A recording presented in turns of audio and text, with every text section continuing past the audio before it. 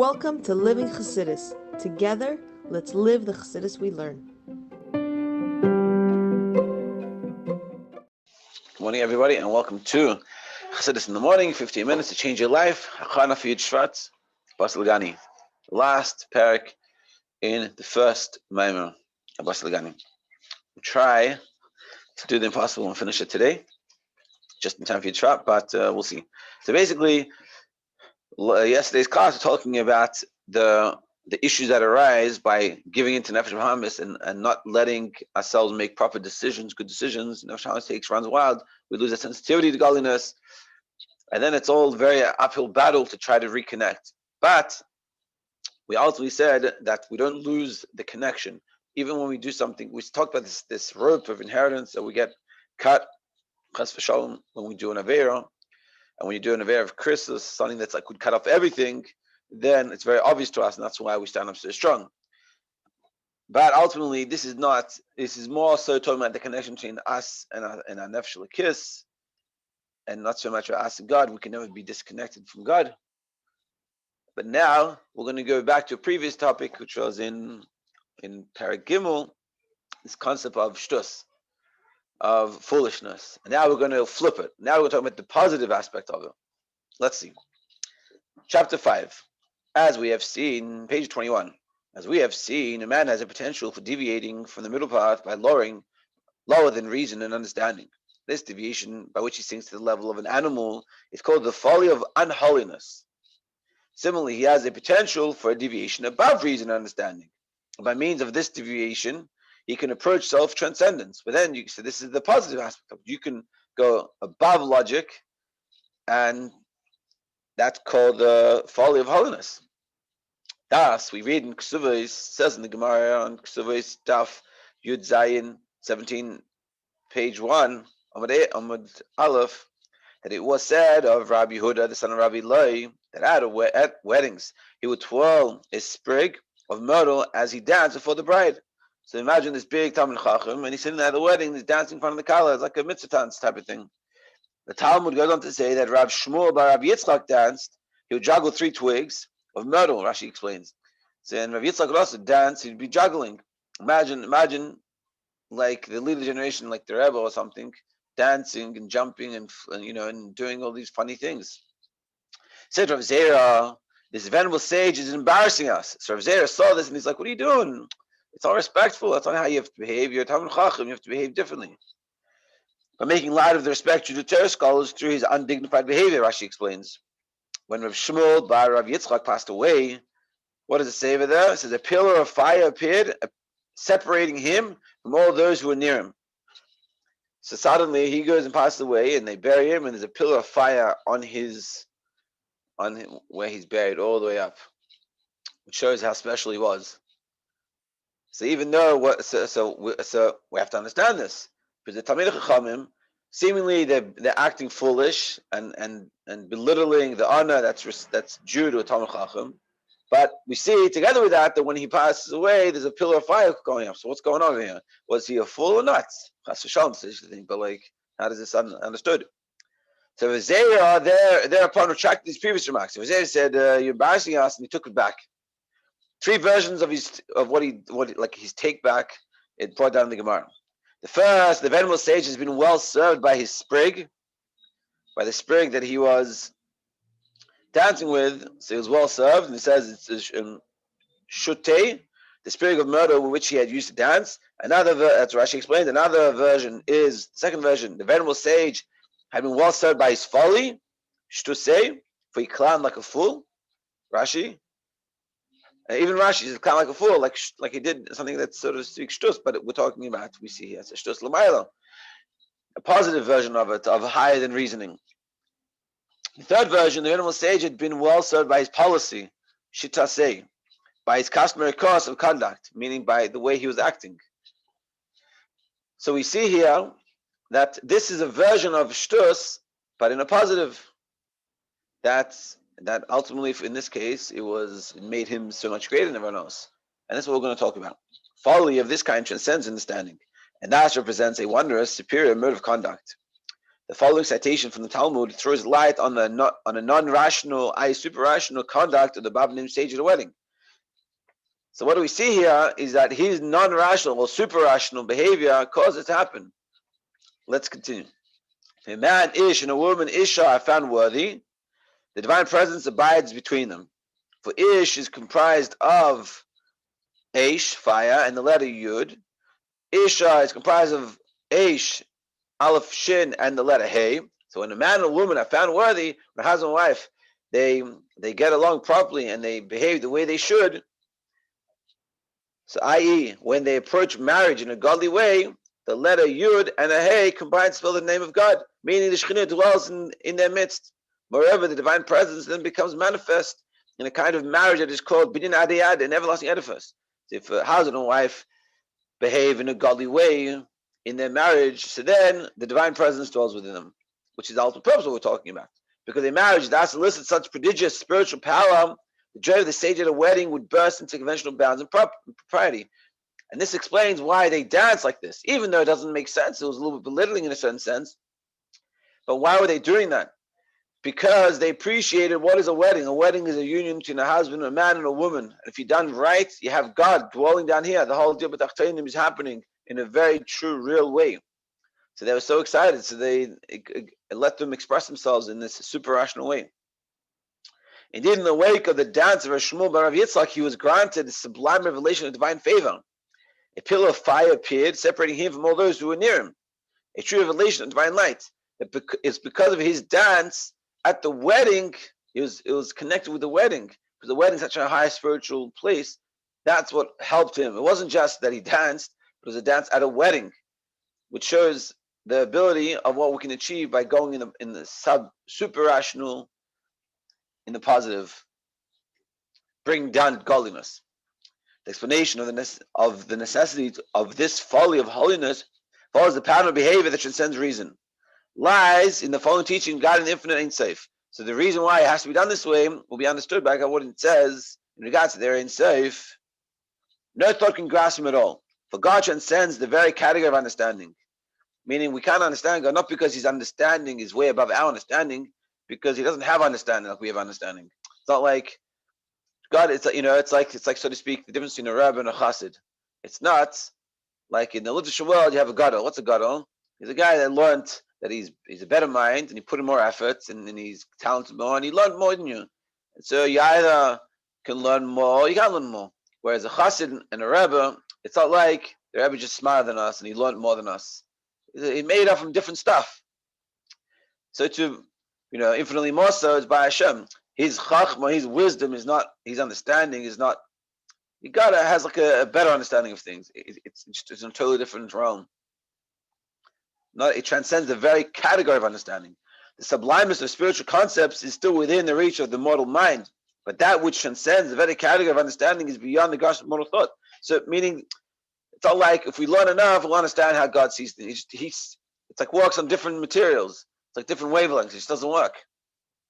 So the Tanya in chapter 18 expresses the concept as follows. In relation to the Almighty, who is beyond intelligence and knowledge, and who can in no way be comprehended by any thought, all men are like fools before him.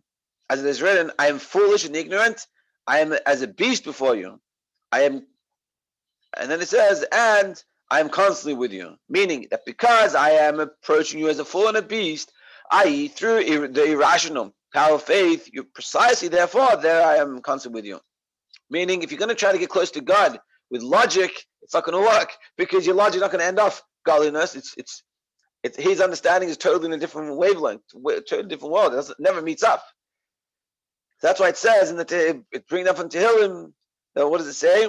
I am foolish and ignorant, and I am a beast before you, and I'm constantly with you. Now, seemingly, the simple taich, it doesn't make sense. I'm a fool, I'm ignorant, I'm a beast, but I am before you. If you're all these negative traits and how you're before you, it's because he's trying to say that you're not coming to God with your own intellect, your own understanding, your own version of the world, because that's never going to get you to God. You're coming with the simplicity that I don't understand anything. I do what God wants. That's what God wants for me. It's not saying we don't have to understand the mitzvahs. We have to appreciate the issue, the lack of, so to speak, words that we have in regards to God. So you can't come and say, I don't understand why God does these things. Like what is he doing? I would do so differently. Yeah, you understand? It's like two different worlds. But when you come through this irrational behavior, then you can connect. In order to relate to God's essence, one must make a self-effacing commitment that transcends the bounds of reason. In order to connect to God's essence, you have to do things that are above reason. Doesn't mean you have to be like an idiot, but you have to realize, he'll explain. He gives a good example. Hence, this level of spiritual attainment is also called folly. And therefore, this is also called folly. It's folly in the positive. Similarly, we find a prophet referred to as a madman. As in the verse, why did this madman come? For during the revelation prophecy, the person had to divest himself of materiality. He had to step beyond his understanding and emotions and to attain a level of self-nullification beyond all limits of reason. A lot of Nevi'im, when they do the Nevuah, they do really crazy things. Because you're trying to tap into something that's above logic and above understanding. So you have to go above that as well. For this reason, too, prophets would remove their clothing during prophetic revelation. That's what we find. Shaul also removed his clothing and prophesied. The need for clothes first came about as a result of the sin of the tree of knowledge, good and evil. Before the sin, Adam and his wife were naked, and they were not ashamed. But after the sin, man's feelings has too instinctively good, comprise both good and evil. In the beginning, their feelings, which were in the beginning good, became mixed with bad, evil. Indeed, this is the core of their sin, as implied later in the verse. They knew they were naked. That's the mistake, like it says in the pasuk. They knew they were naked. Before that, what do you mean they didn't know they were naked? It didn't bother them. Now they knew. Now the nakedness became an issue. Before it wasn't an issue. Yeah, this is when At this point, they first felt the need for clothes. Before then, they didn't feel the need for it. They knew they were naked, just didn't feel the need for clothing. The ultimate self, because there was nothing wrong with being naked then. But only afterwards, when there was a mixture of good and evil, so suddenly being naked could lead to things that aren't so good. So then they realized they need to cover themselves up. The ultimate source of the experience of feelings comprised both good and evil, and is one's awareness of his own intelligence and emotions. The prophecy thus demands divesting oneself of one's clothes, divesting oneself with awareness of one's own intellect and emotions, and nullifying one's own faculties and sensibilities. In order to prophesize, you can't get yourself in the way, to get yourself out of the way. And that's what they were doing by taking off their clothes. They're trying to get themselves totally out of it. It wasn't about them anymore. They were like going back to where it was before Adam and Chava ate from the tree of knowledge. Thus, Rambam writes in Hilchos Yisodei HaTorah, it is one of the fundamental tenets of the faith to know that God grants prophecy to men. Prophecy will rest only on a man who is wise and courageous, who overcomes his desires, and whose desires never overcome him in any matter.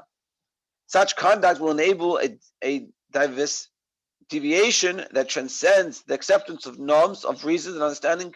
It's called folly. Being able to have that self-control and be able to do these things and not go according to the norms of the world and just go and do these things, that's what's called folly in the positive. And he's going to give an example. Having now understood the two levels, 12:24, I'm going to try to finish it. Having now understood the two levels of folly, shtus, we can now revert to the explanation of why the Mishkan had to be built specifically of acacia wood, shittim. And now we understand what does it mean folly in the positive. Let's go back to the Mishkan and how does it fit in? As stated above, the intent of the divine service of the Mishkan, the Beis Hamikdash, was to transform darkness into light to the degree where the darkness itself would be luminous, i.e. to transform the spirit of folly that stems from the other side into the folly of holiness. And that's the point. Just like we talked about in the beginning, the purpose of the Mishkan was to bring dark light into darkness. So too with the wood, that the shittim from the letter shtus, we should take the negative shtus in our world, that we do things without any logic, to do things above logic in the positive. This was therefore made of acacia wood, whose very name, the holy tongue, shittim, echoes the word for folly, shtus, for it thus embodied the principle that conduct with which is folly in the sense that is lower than reason, or to be transformed into conduct which is folly in the sense that it transcends reason. You take something that you act in a way that's lower than reason, so you transform that to act in a way that's higher than reason. We may now more fully appreciate the teachings, and they shall make for me a sanctuary, and I shall dwell within them. God dwells within each individual through his divine service of personal refinement, which transforms darkness into light, and through his efforts at turning the sub-rational elements of the world into super-rational, below reason to above reason. On a practical level, there are things that people do only because everyone does them. It's a perfect example. He's saying, let's take, for example, you do think, why? Because everyone does them. Certain folk ways that are conventionally held to be proper, for example, crystallizing into unilateral laws. Crystallize into unilateral laws.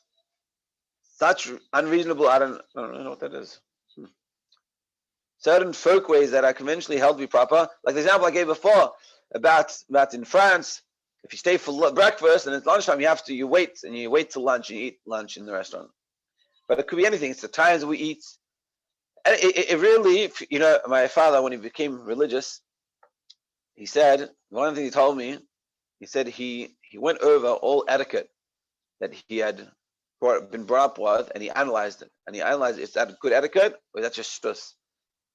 And we're going to analyze, if we want to do this properly, we're going to sit down and analyze ourselves and what are the things that we do in that day and why are we doing it? We have to analyze it. Does this make sense? Is this rational? Is it super rational? Just why I do it? Because that's how I grew up. Especially in the beginning of marriage, I think a lot of it's like that. We just do this. That's how we know. That's all. We don't know any better, any different. It's just how we did it. So such unreasonable habits ought to be transformed through one's own endeavors. Instead of remaining below reason, they should be elevated above reason. Business commitments, for example, pressing as they may be, do not generally overrule the time for conventionally prescribed for the times that convention prescribes for eating and sleeping. They do, however, sometimes set aside or even cancel the fixed times that should be regularly scheduled for Torah studying prayer. For example, business meeting won't be made early in the morning because you got to do things early in the morning. But sometimes they'll be made during the time we have to daven or learn, we have something commitments, and so you're like, whatever, that can, eating is important. I can't miss out on eating, but daven and learning, whatever. And he's saying we have to try, let's switch it. When it comes to, eating, I'll do it later. But when it comes to, just like it's important for you every day to eat and take a shower and take care of yourself and do these things that are essential, by hook or by crook, no business meeting. It's not like you're going to have a business meeting a whole day and you're not going to eat because I'm too busy. It doesn't happen. You're going to come and sit there and say, I need some time to eat. So you have to have that, so to speak, super rational in regards to learning. But it doesn't matter. I'm going to every day learn. I'm going to daven every day. Whatever it is that you want, that it should be set for you, that it's not something that's easily attainable. You're not doing. You should do that. That's what he's saying. A man who feels accountable to his soul should ask himself, if you really feel that you want to connect with your soul and your soul's importance, you have to ask yourself, is there any wisdom in such conduct? For who is the man who knows when his time will come? You don't know what's going to happen tomorrow. In the words of the Medrash Rabbah, it is not given to man to tell the angel of death, wait until I've settled my accounts and arranged my household. You can't come and say to the angel of death, hey, yesterday was such a good day. Today, I'm going to daven. I'm going to take care of all the things I need to do. And then you can come take me away and I'll be good. I'll be on the good stead over there. How then can a man expand his soul's energy on goals that have no substance? So he's saying, therefore, you have to focus. Is it important that you ate at the right time? Or that you made sure to eat, but you didn't learn? Is that really what's important? And then the day, the eating is going to be tomorrow and the day after, but learning every day, it's like the Maamer that Michal taught in the summer, that every day has its avodah. You can't daven once a week for the whole week. Every day needs that davening. You have to realize this. And utterly forget the purpose of which he sold sent in the law below. Let him realize that this possibility comes only from the spirit of folly, which he was given to elevate and transform. And the whole purpose of the neshama coming down is to elevate yourself, your body, and nefesh v'hamas.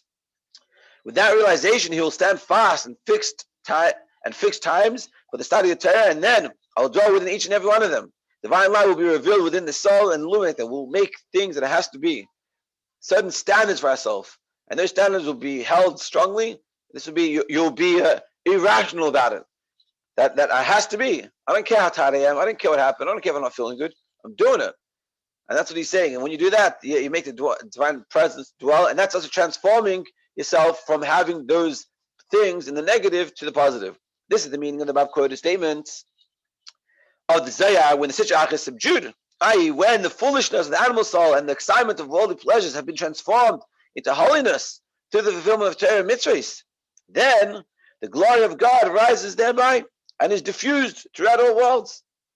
The transcendent light of Sefer Kol Almin, which shines forth in lustrous revelation.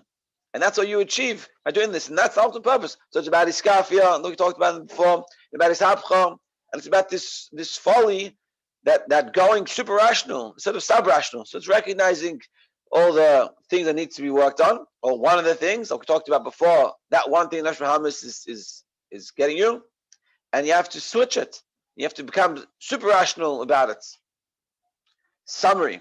The Bab chapter explains that just as there is a folly that derives from the unholy side of the universe, so too there is a folly of holiness, a deviation which is above bounds of reason. An example of this is the fact that prophecy requires one to first divest himself of the awareness of his own mind and emotions, i.e. that one transcend one's own mind and emotions. The fact that the Mishkan was made of acacia wood, shittim, is a reminder of how in one's daily life one can transform the folly of evil, the shtus, this shittim, which is shtus, in the negative, into a folliness, a shtus of holiness. L'chaim, we finished the Maamer. Give everyone a bracha that we should be able to internalize this a little bit and recognize the Nefesh Bahamis and do some iskafia and some ishapcha and recognize where there's the shtus in the negative and turn it into shtus in the positive, and through that we'll make a dir b'tachteinim for Hashem, and we'll bring Mashiach. Amen. Kein Yiratzin.